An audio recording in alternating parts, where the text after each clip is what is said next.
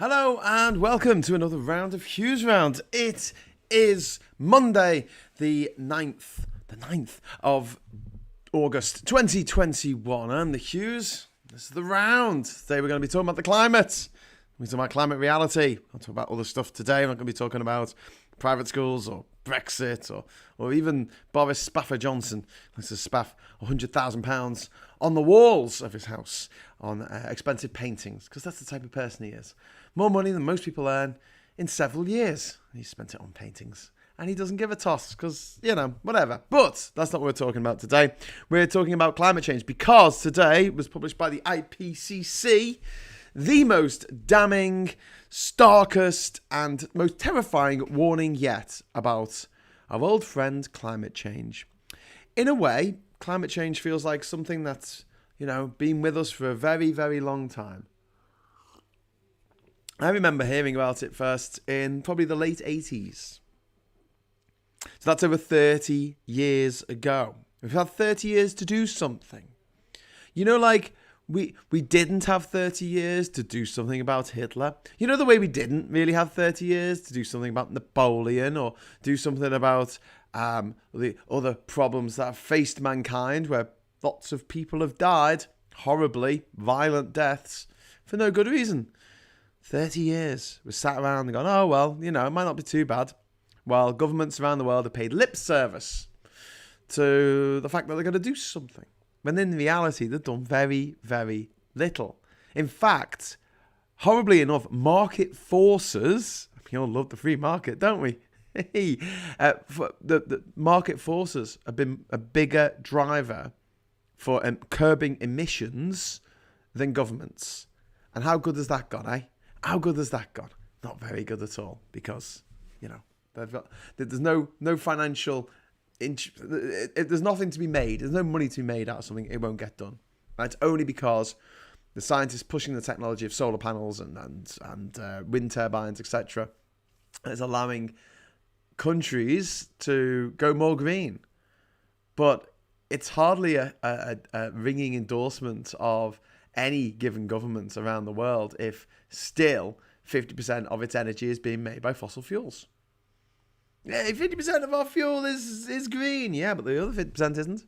That's a big problem. And we're using more and more power. We're using more power for everything these days. And that's not great either.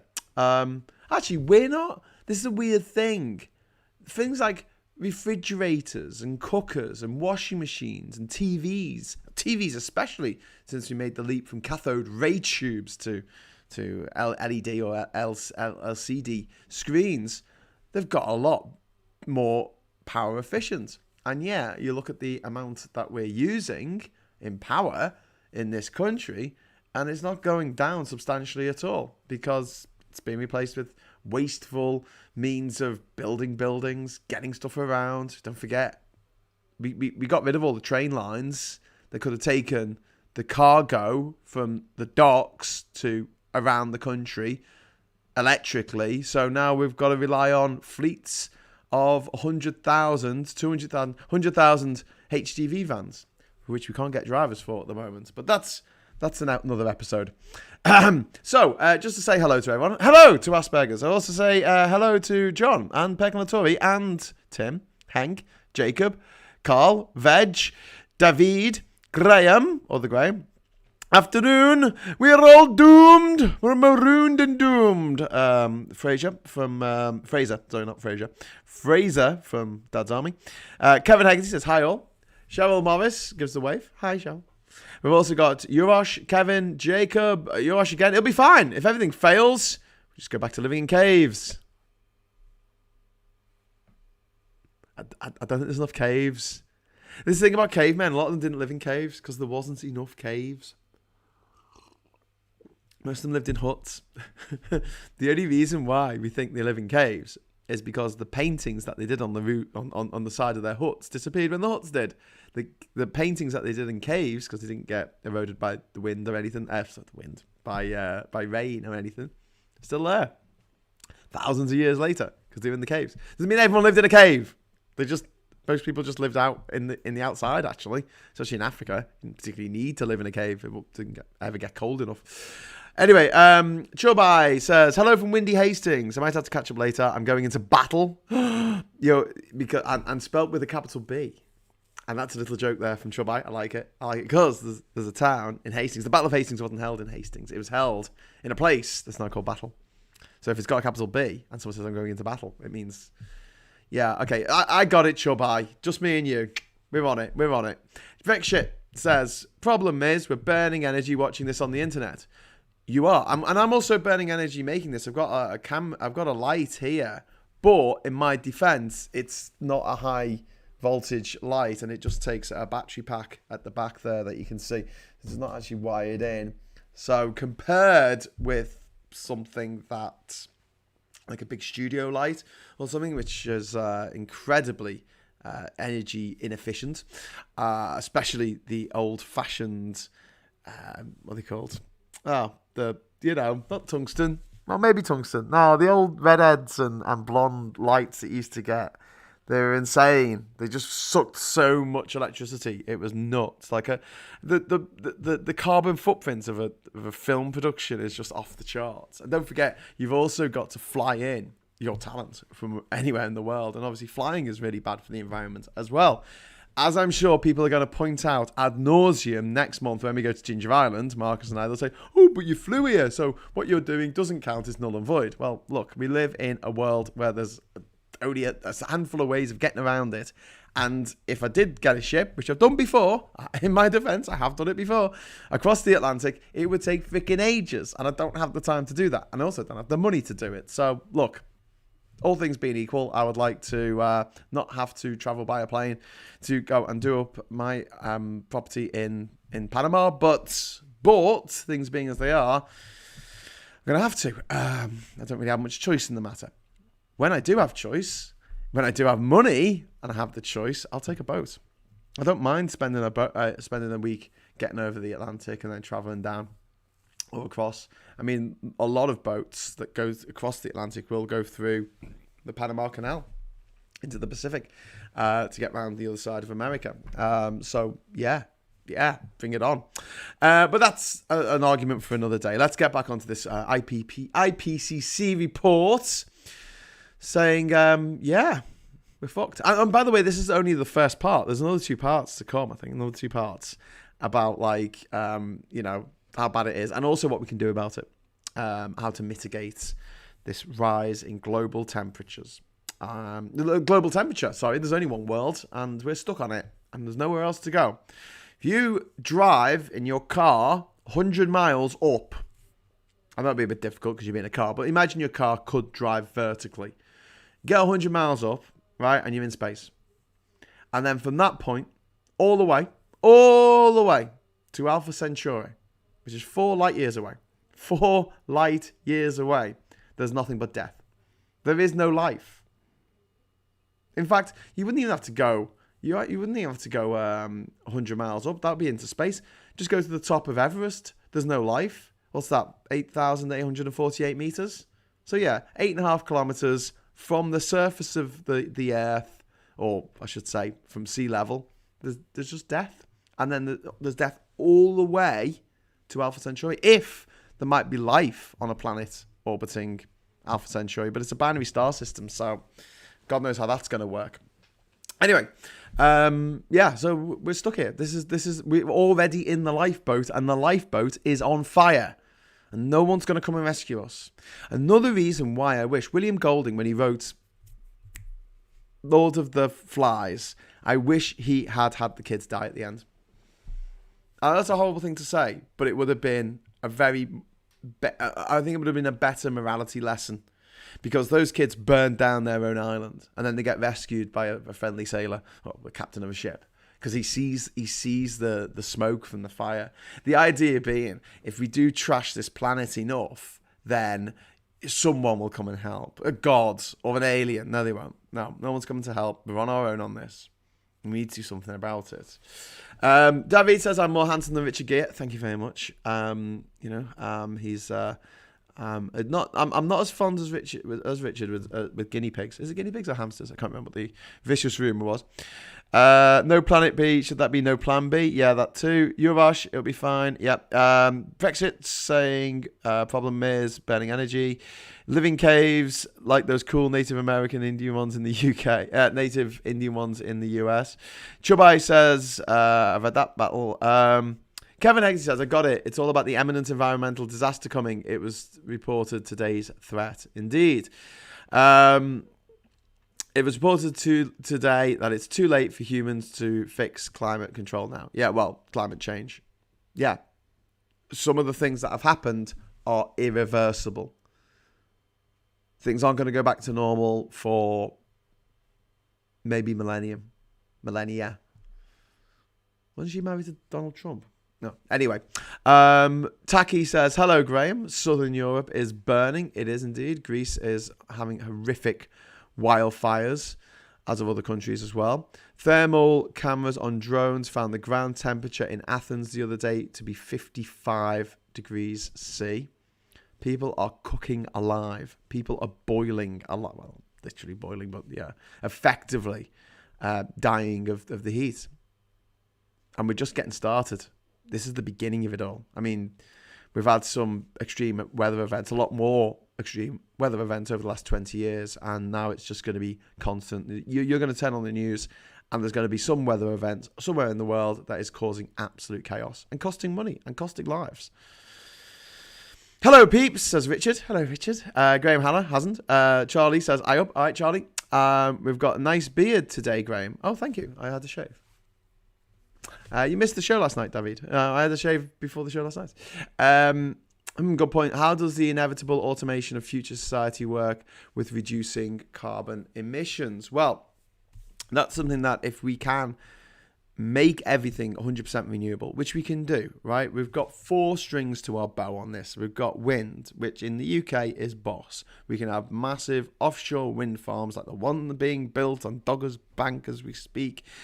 Solar as well. Every house in this country, as far as I'm aware, has a roof. Every roof points towards the sky.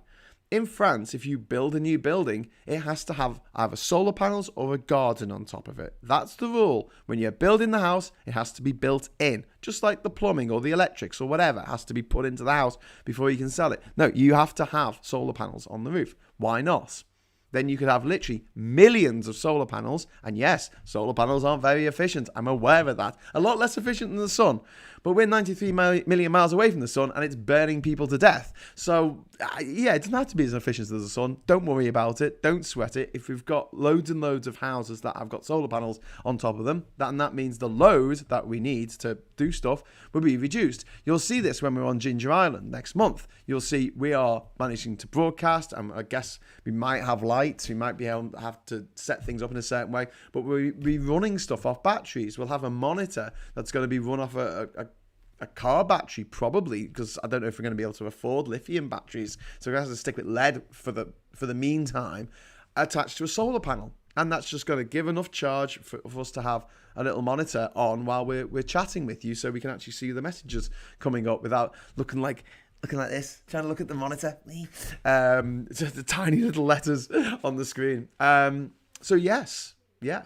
Have you seen the film The Day the Earth Caught Fire? No, I've seen the film The Day the Earth Stood Still. I haven't seen the terrible remake with Keanu Reeves because I believe it was bloody awful. Thank you very much for the £2 super chat, Charlie. I've seen Soylent Green, which was made in 1973, I want to say, maybe. Soylent Green with Charlton Heston and Edward G. Robinson. And in that, climate change has caused all crops to fail around the world. So people, in order to stay alive, have to eat... Oh, spoilers. Marza Jeddah says, hello, Graham. Cambo oil fields about to be authorised by the UK government just ahead of COP26. Also, rumour that Boris not staying in Glasgow but around 100 miles away. Daily helicopter ride. Wouldn't surprise me. The guy's just taking the piss now. He knows he can get away with murder. He knows that his little fanboys and fangirls will forgive him anything. You know, the kind of people who are like, they'll come into the room and find that he's just murdered their children and they'll make him a cup of tea. You know, they're that far gone. They're like the Jamestown culties. Not Jonestown culties. Jim Jones, Reverend Jim Jones. I mean, he was a nutter. He was an absolute nutter, but people loved him and said, "Oh, he's amazing," because he was charismatic, and I guess he had the gift of the gab. People were drawn to that, and they killed themselves for him. They killed their own children. They murdered their own children by forcing them to drink this poison Kool-Aid, and then they drank it themselves. Over 1,000 people died in that, 1,000 people. Could you imagine 1,000 people committing suicide because some knobhead tells them to? So it's shocking. But you think, there must be some sensible people out there. Yes, but our voices, and I like to think that I am sensible in a roundabout way, our voices are drowned out by the people who control this planet, and the people like Rupert Murdoch, who is a tyrant billionaire. He's not British, but he seems to own half of our news media in this country. He controls the news like some kind of Bond villain, a crap Bond villain from a crap Bond film like Tomorrow Never Dies. It was no GoldenEye. DimTR says, you can start painting roofs with warm colours, indeed. How much is your island worth? Asks Nijma. Nijma. Is it Nijma? Do I say Nijma? Am I pronouncing that right? I hope so. I'm going to say Nijma. Nijma, my island is worth whatever anyone wants to give to buy it, but in the current state that it's in, I'll probably get about £80,000 for it. I mean, that's nothing. I mean, like, you think you can have an island for the cost of not even a single bedroom bedsit in London. It's like, yeah, you probably could. But if we do it up, it'd be worth a lot more. There's a few other things that we can do, sort of paperwork-wise, that will make it worth probably twice that much. So, but I don't think it would ever sell for £1 million. It's just, it's at the moment it's just a bit of land. I mean, we can do it up, and it will be worth more. But as a patch of land, it's a 2.2 acre bit of land in Panama. Land prices there aren't very expensive, and it's just a case of if someone really, really wanted it, of course they could pay what they wanted. And I'm not selling.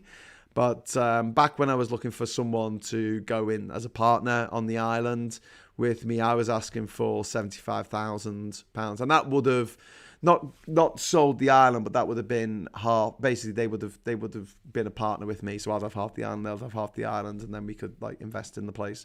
But that never came to be. So yeah, it's sort of a bit like how long's a piece of string. Also, you need to look at what price other properties are going for in the area. And when I was there up till 2017, there weren't that many people looking for islands, weren't that many people looking for somewhere, new lives in the wild. Which Ginger Island was actually featured on New Lives in the Wild.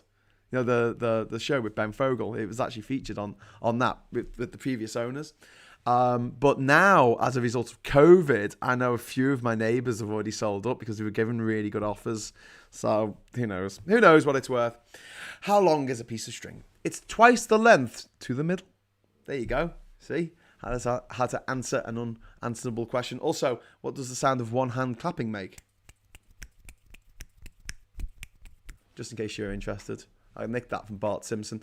Eurosh has thrown in €5. Thank you very much. Sonic Green was a masterwork of depicting a dystopian future. It's shocking like that. It's shocking that something like that is not outside the realm of possibility today. Yeah, and also there's a little story about that. Charlie might appreciate this. Edward G. Robinson was actually dying of cancer when he was making that movie, and not many people knew. The crew didn't know, but Charlton Heston knew. And there's a scene in the movie where Charlton Heston has to say basically goodbye because Edward G. Robinson decides to have euthanasia. And these guys were all friends. They worked on movies together for years. And in the movie, he decides that he wanted to die. And Charlton Heston found that scene very, very, very difficult to film because he wasn't just saying goodbye to a character in a film. This was his friend, and he was actually in real life dying.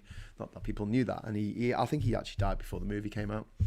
A string is infinitely long if you use an infinitely small ruler. That's very true. Is that string theory? Simon says they'll probably wipe his arse for him. Yeah.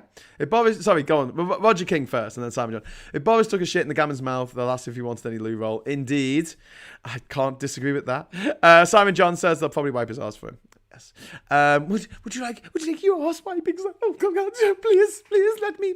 We've got like this entire sort of millions of Gastons from Beauty and the Beast. Unfortunately, in the new Beauty and the Beast, I mean, it's good that we've got like gay representation in movies, but they've made him gay, which kind of like, does the gay character really have to be the sycophantic one who's like totally in love with the villain of the piece? I mean, why does he have to be the gay one? But just imagine he's not gay. Just imagine he's an angry old man, and but he's just absolutely fucking besotted. Oh, it wasn't Gaston. Gaston's the bad guy, isn't it? There's the other guy. He was played by the Snowman. I've forgotten. But yes, the guy who was infatuated with Gaston. Darren Christian has chipped in £5. Oh my God, the super chats are coming in thick and fast today. Thank you very much for the super chats. I really appreciate it. Suggested when I worked at the cinema chain, they kit out their estate with solar panels. Unfortunately, estate was rented and idea was rejected. Yeah, it's just incredibly frustrating. There's no incentives to get an electric boiler and to get solar power. They're doing things so that houses are better insulated, but realistically, I mean, that's just benefiting the single house. If you're taking a bit of the load off the main network because a house has got solar panels, and look, it's not going to power the cooker. You know, the amperage that you need for that, you're not going to get that from solar panels on your roof, but it will power your TV, will power your lights, will power your laptop and charge your phone. What more do you need? You know, the big energy sucking stuff like your washing machine and your iron and your cooker, well, they'll draw off the main grid. But even if it just took 5% off the load that you normally take, multiply that across the nation, multiply that across 40 million households, it adds up to a lot. It's a huge chunk. And we can't just be thinking, oh, we're going to replace everything with solar. That would be great. Because it's not realistic, you know? But it's a step in the right direction. It's not all or nothing. It's not like, oh, well, because it won't provide all of our electricity, it won't provide any. No, we can provide some, and that's all a step in the right direction. And I was saying before, we got solar, we've also got wind, which is amazing, and also we've got tidal power. Now, Bristol has a huge tidal range. Liverpool has a huge tidal range for like 10 meters. So you can imagine every single day, twice a day, to 10 meters worth of water. Although you have a half tide, so I guess the other tide's not quite as big. But the big tide every single day is 10 meters range. Think about all that water, all that energy coming in, and then all that water going out. Now you imagine like something that's built like a fortified wind turbine, but it's under the water. That could be a way of making electricity. Or you could have a barrage essentially into the water. And the turbines are only just sort of, they float on the water and they turn around as the tide goes in, and they can turn their position rather than just turn around, because obviously they do that. And effectively, you're using the technology. I know obviously it's another few layers on top, but it's the technology of water wheels, which we've had around for centuries. The river's going past, and there's the current, and that current drives a wheel, and that makes your millstone turn around, and you can grind stuff into flour. Yay! Wheat into flour. So I mean, this is not out of the realms of possibility. However, they've done some studies on tidal energy, and the big problem is that if you put something in the sea tries to eat it, and the sea tries to put barnacles on it. The sea just messes it up, generally speaking. But if we've had the technology for the last 70, 80 years to have deep sea oil rigs, and they work all right, I'm sure if you put our mind to it, we could be making a lot of electricity out of the Mersey. And every day we're not making electricity out the Mersey, or Bristol's not making energy there, like, it's a day wasted. It's a day that we're inching closer to the apocalypse. The other thing that people say is that, China's not pulling their weight. Give a shit. I don't control China. I'm not part of China. We can lead the way for China, but that doesn't mean that we can't do anything. It's just like, it's so lazy. It's just the shittest thing that I can think of, to just say, oh, well, that guy's not doing it, so why should I? Well, because it's the right thing to do, and your children won't die of being flooded or burning to death because the sun's too hot, or running out of food because we can't grow anything anymore. No, this isn't. I'm not trying to be like, This is the one solution. I'll tell you, when they do publish it, it'll probably be tomorrow, I think. I think they said it was going to be tomorrow. Then they do publish this list of what we can do. Not one of those things is going to be absolute 100% effective at combating this. But there'll be lots of things, littler things that we can do, that we should do, that we absolutely should do. Percolatori says, there's even a solar panel electrolysis system nowadays that makes hydrogen during the summer and heats your house with the hydrogen during the winter. Fantastic, Percolatori. I mean, that's the sort of thing that we need to be working on. The fourth way of making power in a more environmentally friendly way, and it's not completely carbon negative, is nuclear. But unfortunately, nuclear has not got the best of reputations because some places decided to set up nuclear power plants and nuclear reactors and didn't really know what they were doing with them. And we got Chernobyl as a result, which could have been a lot worse than it was. And it was still pretty bloody bad. And as a result of that, I think people have moved away from that as a tenable means of making electricity, which is a shame because nearly all the electricity made in France is nuclear, and they actually export nuclear material. But now, these days, looking at the price of how much it costs per kilowatt hour to megawatt hour to produce nuclear fuel, it's like this compared to the same output via wind turbines, which is like down here somewhere. It's not a lot. John Barleycorn, I can't put solar panels on my house. It was designed by idiots who made it totally impractical to fit them on the roof as they skimped on it. The south face is too small. East-west are overshadowed. That's a bit shit. Sorry, John. But any new builds, they should have to have solar panels. That's my point on that. And also, there should be government incentives. For electric cars, solar panels, everything should be half price and paid for by the government. We'll match fund. That's what the government should say. You put 10 grand in to get solar panels. We'll put the other 10 grand in. Actually, solar panels shouldn't be that expensive. The solar panels I had in my old house in Panama. Oh, well, the house in Panama. It is still there, most of it. That was, let me think. It was probably about 3 grand for the solar panels. And it was about 2 grand for the batteries and the controller and the AC DC inverter. So yeah, probably about looking at 5 grand. That was for doing it on a tropical island with 8 panels, 8 sort of 300 watt panels, and I never ran out of lecky there. Admittedly, I did have a generator in case they needed to use power tools, but if I wasn't doing anything that like was exceptionally draining to the batteries that they didn't have the amperage to deal with, I would I'd use the generator. But by and large, for the stuff that I needed to charge during the day, I had a home. I had a projector. I used to project movies. I had a surround sound set up and a little disco speaker thing with a disco light on top, which was rechargeable. Everything worked wirelessly. Basically, I had my laptop and that on my phone. And lights and fans. Fans were the big one for me that I needed, and they were always run off the batteries, and you needed them at night time because it just gets really, really hot and sweaty. So you could do with a fan on you when you're going to sleep. So yeah, I mean, that's all I needed it for. And on the few occasions that I thought, oh God, I'm gonna have to drill through this thing, and I can't do it by hand. I'll fire up the generator for a few minutes. Alexis says, I feel for future generations, and gives £2 in the super chats. Thanks very much for Alexis. Thanks very much to you, Alexis. I feel for them as well. I started writing a blog last year, and it was set 30 years in the future.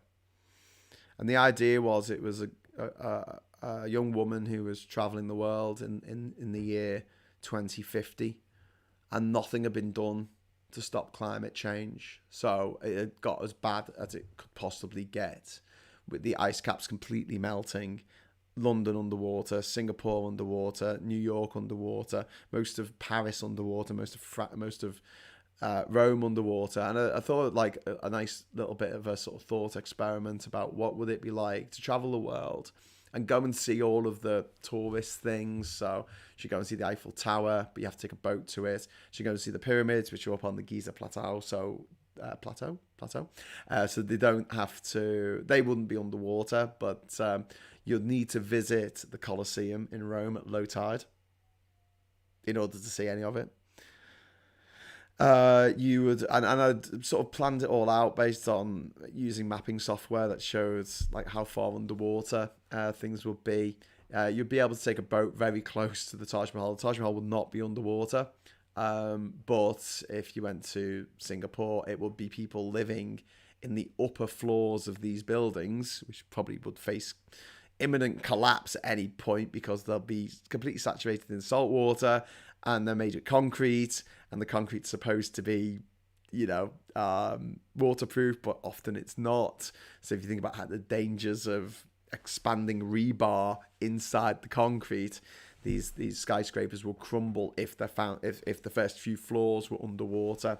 Can you imagine a situation where you've got these sort of skyscrapers, and the first sort of 30 floors are underwater? They're just underwater, and people are traveling from one building to the next on boats to get around. And then there's Australia, which will just be a burning hellhole where nothing can live anymore because it's just all turned into desert. And then you've got places going through South America and the Caribbean, and talk about places that aren't there anymore. Talk about Tuvalu, which won't be there anymore if the sea levels rise a couple of meters. Goodbye Tuvalu, goodbye Kiribati, goodbye the Maldives. Anyone had nice holidays to the Maldives? Well, treasure those memories because you're not going to be able to go back the way things are going. And it was called The Last Days of Home. See what I did there? Last Days of Rome, but it's home, and the home was the planet Earth. And I looked around a little bit. It was kind of a little bit half-arsed, but I looked around for some funding to actually write it. If someone wants to pay me like £100 a week to actually write this blog, I'll do it religiously. But unfortunately, everyone was a bit like, oh, we don't really pay people to write blogs, fictitious blogs about the future.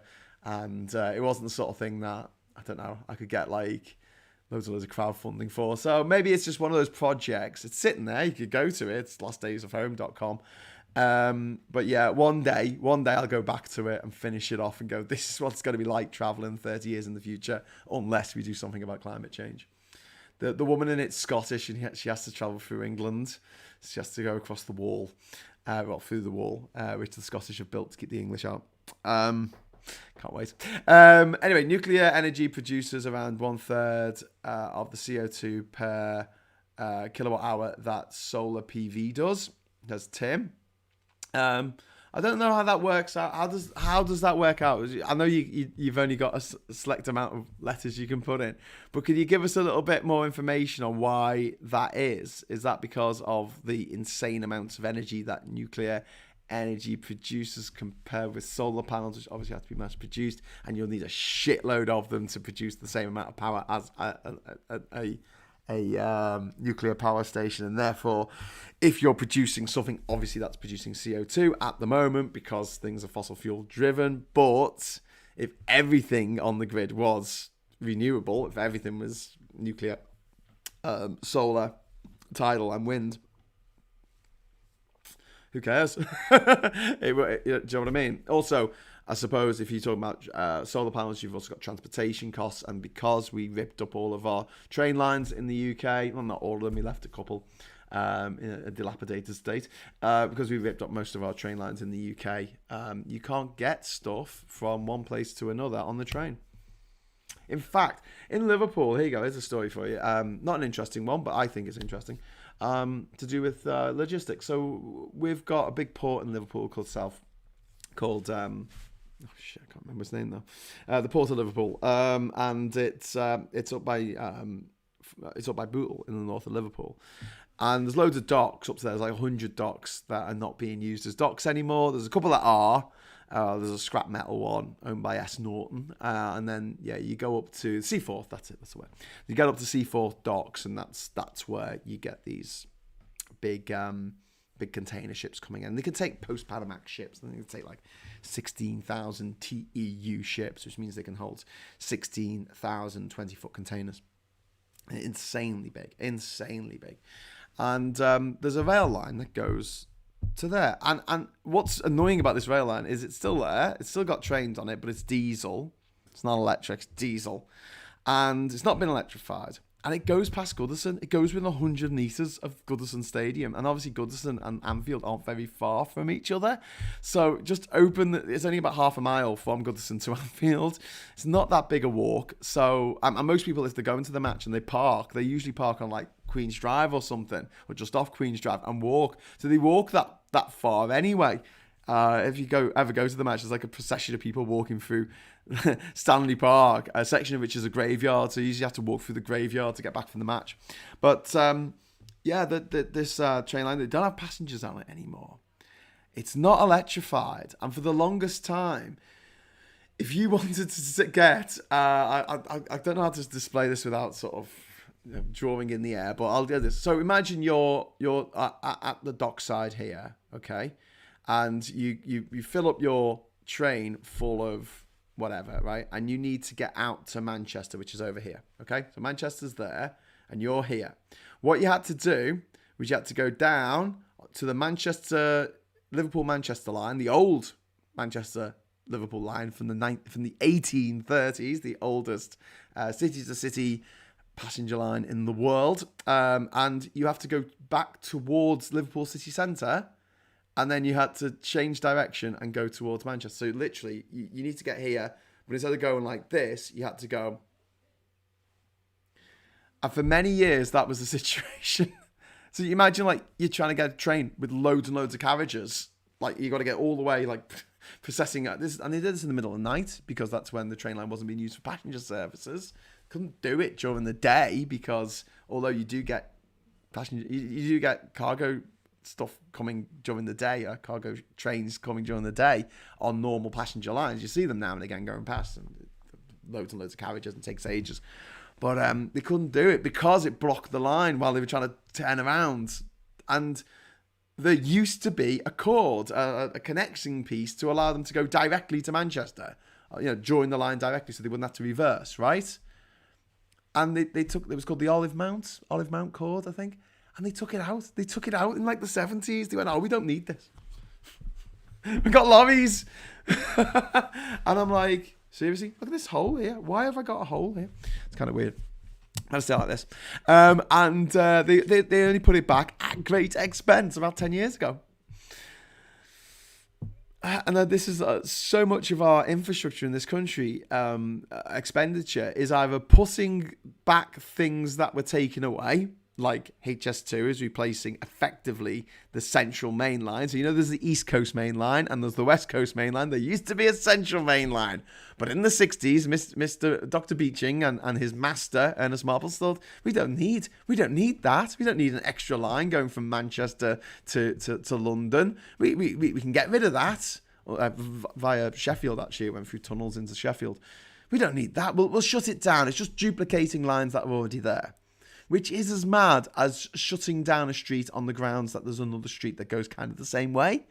And it's like, well, what if there's a problem in that street? And then with trains, obviously, if a tree falls on the West Coast main line, there's no alternative. You just can't do it. You just have to wait for the tree to be cleared. You got to say, okay, it's all right, we'll take the central main line instead. You can't do it. And yeah, so the other thing that we spend a lot of money on is fixing infrastructure for non-existent facilities. Facilities, I don't know if that's the right word, but fixing bridges that don't do anything. Fixing bridges that go over tunnels that have got nothing in them. They're filled in because they were rail tunnels. Bridges, tunnels, viaducts, making sure these bloody viaducts over Merthyr Tydfil don't fall down because they're made of 1 billion bricks and a bit of Priti Patel numbering system there.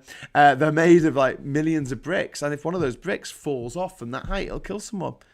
So we spend all this money maintaining this infrastructure, maintaining these tunnels that aren't being used. What a waste of money. That is what the I was asking the other day, what's the Conservative stand for? The Spaffers Charter, the Spaffers Party. All they like to do is waste money. That's all they want to do. But never their money. It's always someone else's money. Asperger says there are now doubts as whether HS2 will go north of Crewe. Absolutely shite. One of the reasons why I'll give HS2 a let is on the grounds that we have to have HS3. I think HS3 should be being built now, at this very moment in time, from Liverpool across to, you'd have one line going to Leeds and York and Hull, and you'd have the other one, Leeds, then Hull, and then you'd have the other one going Leeds, York, and then up to Newcastle. That's how you'll do HS3, via Manchester. This is a no-brainer. Just connect the big northern cities. Hallelujah. But no, we're not going to do that because I don't want to give northerners nice things. HS2, like it or not, it's the closest thing this country has ever had to a rail policy. Yeah. No, come on, Chubby. They did have a rail policy in the 1960s. It was get rid of all the trains because they're competition to our nice, shiny new motorways, which are being built by a company that was literally owned by the Minister of Transportation. Tory Minister of Transportation, of course. The plot of Who Framed Roger Rabbit basically actually happened in the UK. Except it wasn't Toontown they got rid of, it was the trains. It was the toot-toots. It was the trains they got rid of. It was to build freeways to everywhere. The unelectrified line you're referring to is called the Canada Dock Branch. We want some Edge Hill to Seaforth Docks. The name of the line is due to the import of Canadian timber. Well, yeah, and also the line is named after Canada Dock, which was one of the old docks. Merseyrail uses 750-volt third rail. Network Rail has said no more third rail to be installed. The line that it joins is a central line, which is overhead. It's the northern line in Liverpool that is third rail electrified, Merseyrail, and also the Wirral line. But the central line it's also the line that all the trains take out of Lime Street Station, wherever they're going in the country. They might be going to Edinburgh, they might be going to London, they might be going to Manchester, but they all leave along that line.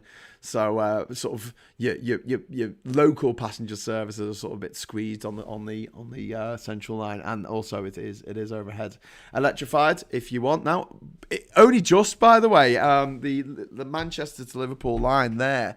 Well, there used to be 3 lines. Now there's only 2 because the northern one has got a buffer on it. You got to get off a train onto another train, then you got to change at Crewe or whatever. I mean, it's a nightmare. But there's a central line, let's say from Liverpool to Manchester, and that's the old one. That was the one that was built in the 1830s, and it's only just been electrified, like literally 2 or 3 years ago. And then there's a southern line, which so the central line goes through like St Helens, and then the southern line goes through Warrington. And the southern line is usually the quickest way to get to Manchester.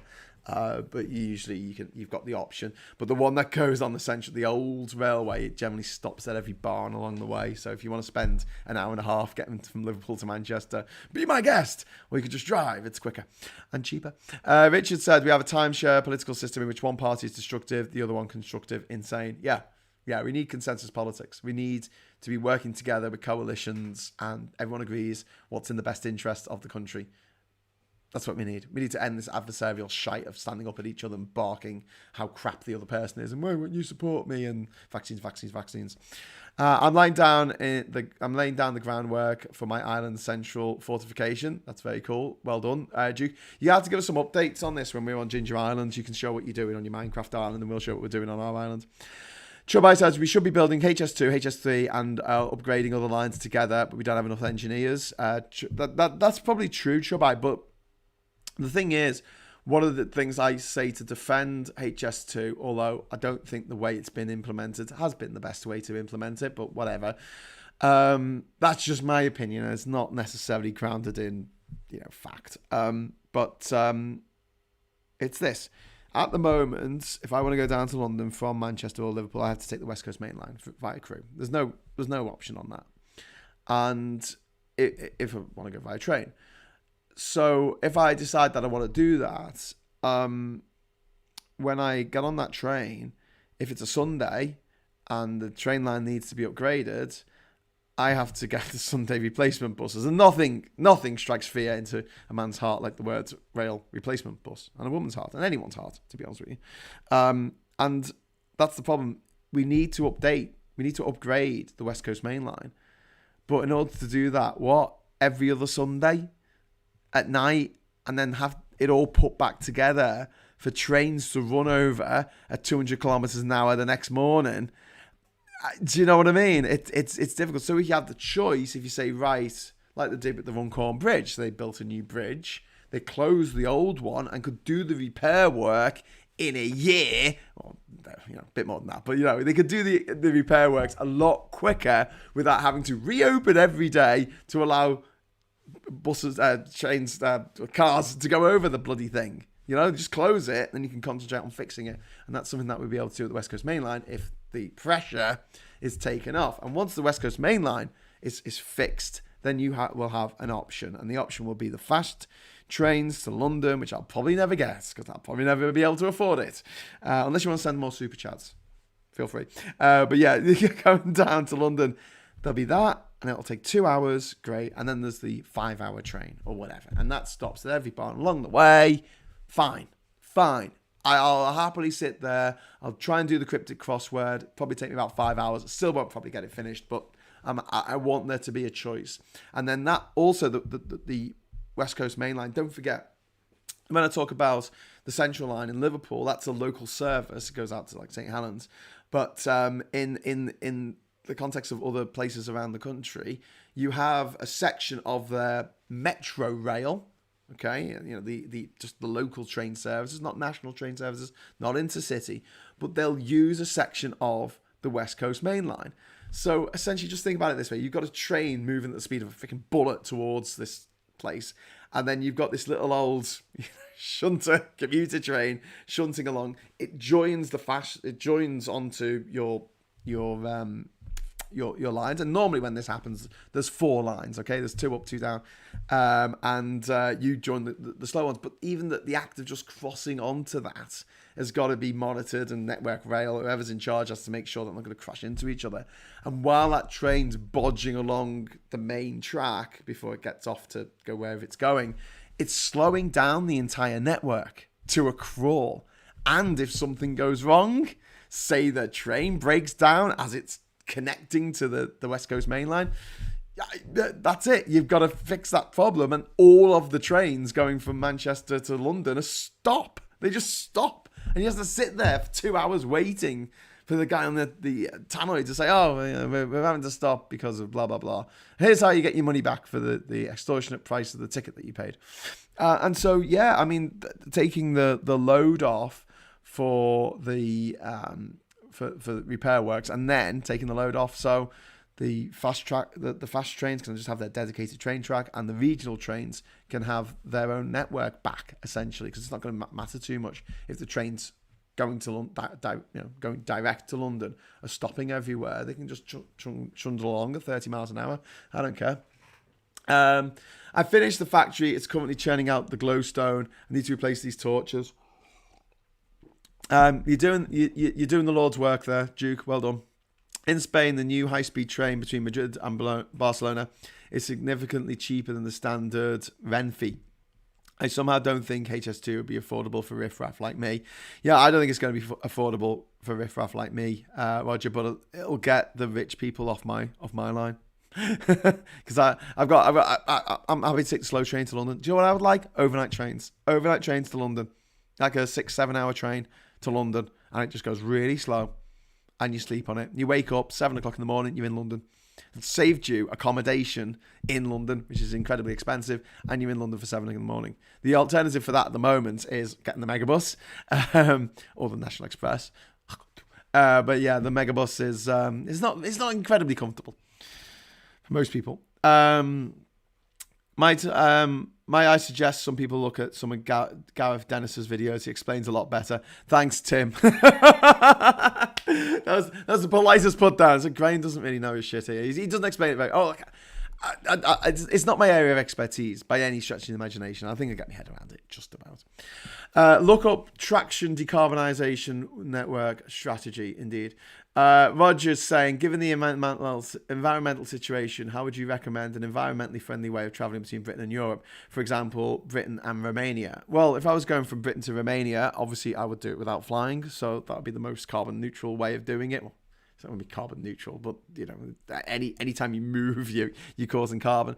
So I would probably me being me, I'll get the megabus down to London. I'll probably get the bus then to, where would I go? Probably Berlin. I'll probably get the bus to Berlin, and then there's buses that run from Berlin down to Romania. And I'll probably do that. Or if I want to get the train, I'll get the Eurostar to probably get it to Brussels, and then from Brussels get the train to... Actually, I could get it to Cologne. Lots of buses go from Cologne to all over Europe. So maybe I'll go to Cologne. That's nice and close. Or I could go from Brussels, actually. There's some buses that go... Look up Eurolines. Look up... what are they called? There's another bus company that do it. But basically, your options are the buses and the trains. If you get down to Budapest in Hungary, there's a train... Is it an overnight train still? There's an overnight train. It used to be direct, but now you've got to change in a place that begins with a T called Tarsia. I think I want to say Tarsia. I don't know if that's true. Someone wants to look that up. But yeah, if you change a train at Tarsia and then or Tarsa, and that'll take you all the way to Bucharest in Romania. And it's old school. It's proper old school. These are old trains, but they're fairly comfortable. Flying is cheaper because jet fuel is not taxed. Well, there you go. What's the most short-haul destination in the west of Europe? It'd be London, wouldn't it? Or Paris. Tweet just appeared on my timeline. Brian May labelling anti-vaxxer Eric Clapton a fruitcake is a bit harsh on fruitcakes. Indeed. How bad are these replacement buses everyone in the UK complains about? It's just because common people use them. They're few and far between in Ireland, maybe 1 or 2 a year. Is it just because common people use... Well, I use them. I wouldn't regard myself as particularly common, and I'm very aware that Common People by Pulp was very, very, very sarcastic. It was dripping in sarcasm. Oh, you want to be a common person? And it was about middle-class people pretending they're working class for some bizarre reason. But no, the problem is, this happened to me in December 2029. I was coming back from a filming of a Channel 4 thing. That was being filmed in Leeds. And I got on the train, and it got as far as York, and then we got to York, and they're like, there's been a problem with the train, you need to get off and get onto the rail replacement bus. And I'm like, oh god. And instead of getting home at, I don't know, like 11:30 or 12 o'clock or something, I ended up getting back to Durham about 3 o'clock in the morning. So it's not about common people using it, it's about the fact that it's just a horrible experience. It's Race Across the World. Are you signing up the next series? Indeed. Yurosh said that, God, I had my share of bus rides when I was commuting to uni. I hate them and then some. Will that style of travel be possible for non-EU citizens? Yeah, absolutely. Now, at the moment, there's 2 types of Interrail pass. There's the Interrail pass, which is one that I could get originally, I think. I think I still can. And that's the countries of Europe. And don't forget, your Interrail pass isn't just an EU thing. It works in countries that are not part of the EU. It also gives you discounts on ferry services. So if you do get an Interrail pass, be sure to check out the ferry service discount for the ferry from Stockholm to Turku in Finland, or Helsinki to Tallinn in Estonia. There's discounts on all that. But to be honest with you, if you go to the DB Barn, the barn.db or whatever it's called, DB Barn website, which is a German website. It's got all the train travel for Europe in there. It's really user friendly. I find it really easy to get around. And also, big up to the man in seat 61, who I mentioned in my book actually. He's got a fantastic website, and he's got like pretty much the inside information of how to get anywhere in Europe. Well, a lot of places in the world actually via trains. So check out seat 61. I think it's seat61.com. Well worth checking out to find out how to get from one place to another in Europe without flying. Whatever happened to the Chinese man you met in East Africa who travelled the world on a bicycle? I don't know. That's a good question. I never looked him up afterwards. I know he got arrested in Somalia. Because he kept on trying to get into Somalia, and they kept on like arresting him and taking him back to the border and say, stop it. And they're like, okay. I left him in Comoros, so yeah, he was just he was great. He was completely nuts, but yeah, this Chinese guy was just trying to cycle. I think he was trying to cycle to every country in the world, or around every country in the world, or something. And he had this sort of 10-year mission to do. I'll look it up. I'll look it up after the show. I think that'd be quite fun to find out. Lee Corn says rail replacement buses are horrendous because they usually turn up late. Then they have to stop at every station on the route. The problem is the roads don't run directly between the stations. Really slow. I know. Kevin says, is Megabus the equivalent of Ryanair to airlines? I only know about Megabus because of Mock the Week, where they say Damian Bryan looks like the guy on the back of the bus. Megabus is just National Express buses, but not a massive rip-off. Unfortunately, I think it's owned by Stagecoach, and the guy who owns Stagecoach, Brian something, is a massive homophobe, so I don't like him. But the buses are cheap. But yeah, if you get them like well in advance, you can get the ticket down to London for a couple of quid. What's this? Yes, it does like him. It's a bit grim on the Megabus, but it's cheap. I've not had a bad experience on the Megabus at all. I've had quite good experiences on the Megabus. It's got free internet. Don't have to sign up to something. I don't have to pay. Like on the train, you pay £130 for a ticket, and then they want you to pay for the internet. I remember back in the 90s taking a Megabus from Lancaster to Paris. Yeah, them are the days. I don't know if you can do that anymore. You've had to change in London at the horrific Queen Victoria bus station, or Victoria bus station. It's not fit for purpose. A bus station built in the 30s in the middle of London, and that's used for all national and international buses. We have 12 AAA train stations in London, 12 of them. National train stations. Most cities have 1, 2 at a push. London's got 12, and yet it's only got 1 bus station. But also, you're talking about pumping out gases into the atmosphere. Actually, the trains are more electric trains are much better for the environment than diesel buses. But when we get electric buses and they run along a cable, an overhead cable over the motorway, that'll be great. Let's do that. Let's do the overhead cable idea. It's really good. I like it. They have similar service in France. They use older TGV trains. Yeah. I've done that where I've taken the TGV instead of the TGV. No, the TR. Was it the TRV? TRV trains, I think. No, TER trains. The TGVs are the fast ones, and then there's TR, which are like the regional trains, and they take longer to get anywhere, but they cost less. Dublin, UK is the largest short haul for the UK. We need to replace with rail. There's a bit of water in the way, but absolutely. I've done that trip to Dublin many times on the boat. I don't know if I've flown it. I might have flown from Dublin to... I've flown from Dublin to Liverpool a couple of times, but usually I given the choice to take the boat, because there is a boat that goes from Liverpool. Or you can get the train to Holyhead. Anyway, right, so, oh my God, it's 10 past already. I've been chatting away for an hour, and we've barely touched the surface on this major climate warning. This is a report that's come out. Nothing short of a transforming society will avert catastrophe. It should not come. First Dog on the Moon says it should not come as a surprise that climate change is worse than we thought, and also getting worse. But Boris Johnson is saying that the IPCC climate report makes for sobering reading, says PM. Like he can read. And IPCC's report's verdict on climate crimes of humanity: guilty as hell. Indeed. And climate crisis unequivocally caused by humans, says IPCC. Also, by the way, if you've got any anti-vaxxer mates, and you probably shouldn't, there was a DJ in America, I'll find out his name in a minute, who died. He was, let's have a look.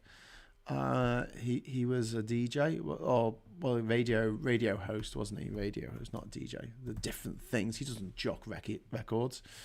Oh, for God's sake, I hate this. I hate it when you try and do some keywords into Google to try and get the information, and it just it doesn't do what you want it to do. But I actually tweeted about it with, oh dear, how sad. Never mind. Oh, here it is. I was in The Guardian. So I'll just put the link into the chat, actually, for your reading pleasure. But basically, this is a story from yesterday in The Guardian. Dick Ferrell. So this feral dick called Dick Ferrell, it was a vociferous critic of Dr. Anthony Fauci and urged people not to get vaccinated, and he's died of COVID. A right-wing TV and radio host who was a vociferous critic of Dr. Anthony Fauci and who urges listeners not to get vaccinated against COVID-19 has died after contracting the virus. Dick Ferrell, who had described Fauci as a power-tripping lying freak who conspired with power-trip lib loons, had urged people not to get vaccinated as recently as June. He reportedly changed his opinion about vaccines after falling ill and later being admitted to hospital before passing away, dying, brown bread, cock, dip, pushing up the daisies, joining the choir invisible, on the 4th of August, age 65. He texted me and told me to get it. He told me the virus is no joke, and he said, I wish I had gotten the vaccine. Close friend Amy Lee Hare wrote on Facebook. Maybe you want to send them there? You know, you anti-vaxxer mates. Just send them that. Oh yeah, do you about this guy? He's dead. Do you want to die? Do you like being dead? Do your kids will like you dead? Do you think they'll like you more when you're dead? I don't know. Maybe they will. Maybe you're that much of a twat. But generally speaking, I think most people prefer being alive to being dead. Get vaccinated. Okay, what a pillock. Well, he's dead now, so he's taken himself out the gene pool, but a bit too late because he was 69, so he probably has bred, unfortunately. So I don't know if he's a full qualified member of the Darwin Awards. The Darwin Awards given out to people who take themselves out the gene pool out of their own ridiculousness every year. And there's quite a few people who do. Okay, so I am going to head off now. I'm going to give you the link to the Discord server if you'd like to come over to Discord and have a little bit of a discussion with me about and the other people watching and about Ginger Island or climate change or Boris Johnson or whatever you want to talk about. I'm happy to have a jingle jangle with you. If you haven't been on it before, it's a bit like the old the old bulletin boards that you used to have in the past. Someone's putting the things in about what's nearby to Ginger Island, which is really cool. I might do that on the website, actually. I might add sort of my neighbours and what they're all getting up to and stuff. But yes, I will invite people here like this, and then expire after 6 hours, generate new link, copy. Okay then, brilliant.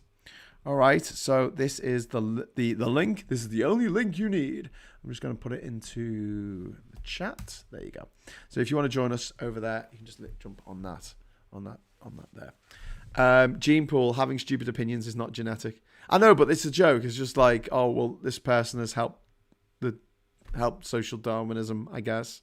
I know I don't like the term social Darwinism because it has negative connotations towards the great man, Charles Darwin. But you know.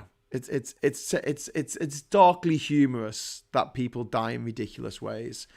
David Faulkner, you're still number one. Thank you, David, and a super chat there for 38 Hong Kong dollars. Really appreciate it. I'm just going to read before I go. I'm just going to read a quote from the TV show Press Gang. Does anyone remember Press Gang? It was a show in the 90s. It was written by Stephen Moffat, who went on to write for Doctor Who, and I quite liked his. I quite liked his tenure as Doctor Who. My internet's running really slow. But this is the quote, and this is from the last episode of Press Gang, which is called There Are Crocodiles. Okay, it's like this. There's a tribe living by a river, and in the river there are crocodiles. One tribe has a particular piece of wisdom passed down through generations. It goes like this. If you happen to meet a crocodile, don't stick your mouth in its head.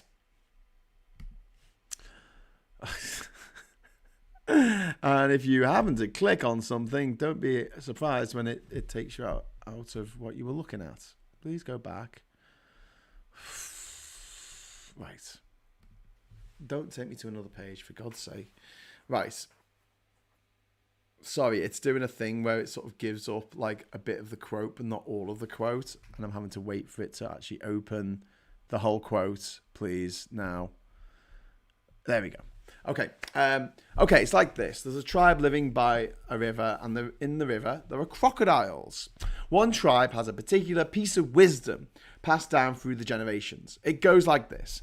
If you ever happen to meet a crocodile, don't put your head in its mouth. Pretty simple, right? Every now and again, and who knows the reason, people ignore this advice, which is sad, because they die. But very stupid, because they were warned. They had a choice. The moral of this story is, you can't afford to be stupid. There are crocodiles.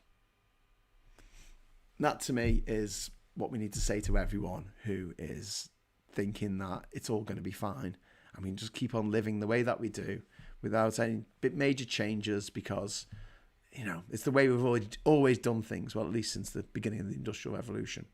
We need to change everything, and it needs to happen yesterday.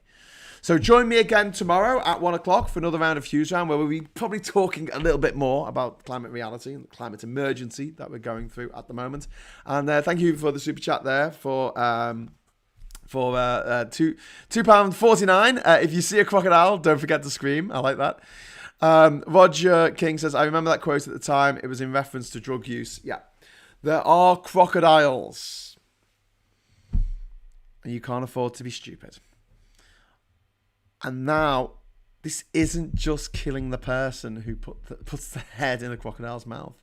It's killing the world. It's killing the next generation already. And they're dying out of stupidity. Not their own stupidity necessarily, but the stupidity of others. The people who've just put it off and put it off and put it off. The procrastinators of the world, who seem to also run the world. Saying, oh, it's okay, we'll sort it out tomorrow, we'll sort it out tomorrow. Well, tomorrow is here. Tomorrow is now. And we need to do something about it. So let's discuss that a little bit more tomorrow. A big thank you to my wonderful patrons and my YouTube members. Everyone who gave a super chat, thank you very much for that. You are absolutely legendary. And I will return tomorrow at 1 o'clock. And until then, unless I see you on the Discord server, I'll say hello, good evening, welcome, and goodbye.